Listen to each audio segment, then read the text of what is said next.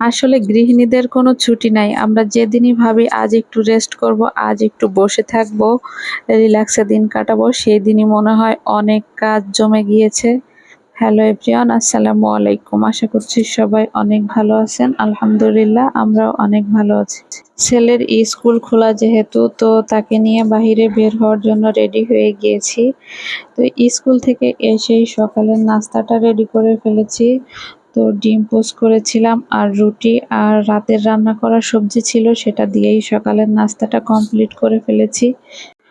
আর এদিকে হচ্ছে গত দিনের রাতে তরকারি, বেশ কিছু তরকারি রান্না করা ফ্রিজেই ছিল, সেই জন্যই ভাবলাম আজ আর তেমন কিছু রান্না বান্না করব না।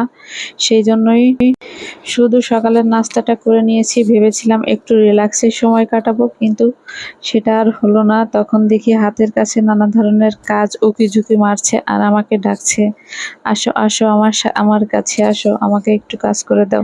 মোবাইলে রিলস ভিডিও দেখার সময় একটা ক্রাফট ভিডিও দেখলাম, সেটা দেখে আবার আলিফের রং পেন্সিল নিয়ে একটু আঁকিঝুঁকি করতেছিলাম। তো তারপর ভাবলাম ও নতুন করে এই পেইন্ট করার এই কালারগুলো কিনেছে, তো আমি একটু শখ করলো।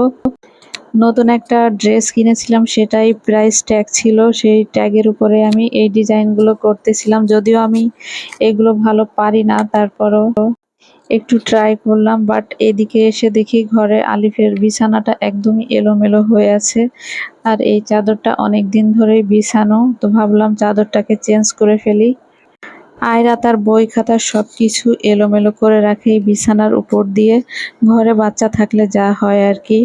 আমি ওর বিছানাটা একটু গুছিয়ে দিব, সেজন্য এখন আমি বিছানার চাদরটাকে নামিয়ে তারপরে এই রেড কালার চাদরটাকেই বিছিয়ে নিব। আর আয়রা কিন্তু এই কালারফুল চাদরগুলো পছন্দ করে। এই চাদরটা ওর জন্যই কিন্তু আমি কিনেছিলাম। ও রেড কালার, পিঙ্ক কালার, এই কালারগুলো খুব পছন্দ করে, যেহেতু ও ছোট। আর মেয়ে মানুষরা এই কালারগুলোই কিন্তু সবসময় পছন্দ করে। আমার কাছেও খুব মন্দ লাগছে না। আপনাদের কাছে কেমন লাগছে অবশ্যই কমেন্ট করে জানাবেন। তারপরে আমি বালিশের কভারগুলো খুলে নিচ্ছি, যেহেতু এগুলো অনেকদিন ওয়াশ করা হয় না। তো নতুন করে আমি বালিশের কভারগুলো সুন্দর করে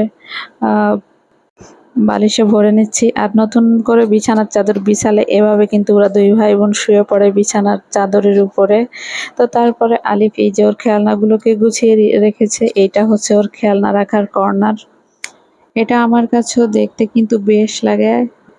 আর ওয়ালে ও এই যে কিছু দৃশ্য পেইন্ট করে রেখেছে, আর ওর কিন্তু আর্ট আর ক্রাফটের প্রতি অনেক ঝোঁক। আর এই যে টেবিলগুলো খুব অগোছালো করে রেখেছে, এখন আমি ওর টেবিলটাকেও গুছিয়ে দিব। কারণ ঘর গোছানোর সময় বই খাতা টেবিল এলোমেলো থাকলে কিন্তু একদমই ভালো লাগে না।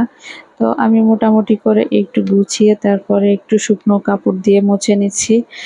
আর ও কিন্তু ওর স্কুলে যেদিন যে ক্লাস থাকে এই রুটিনগুলো এভাবেই সামনে লিখে রাখে রঙিন কাগজে। তাতে করে বই খাতা নেওয়ার সময় কিন্তু সুবিধা হয়। ওর রুম গোছানো হয়ে গেলে তারপরে চলে এসেছি আমাদের রুমে।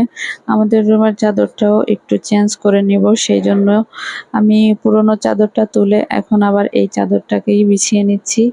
আর এই চাদরের এই কালারটা কিন্তু আমার কাছে বেশ ভালো লাগে, আর অনেকের বাসায় কিন্তু এই কালারটা আছে। আমি অনেক বাসায় গিয়েছি, যখনই দেখি তাদের বাসায় কোনো না কোনো একটা রুমে এই বিছানার চাদরটা থাকেই।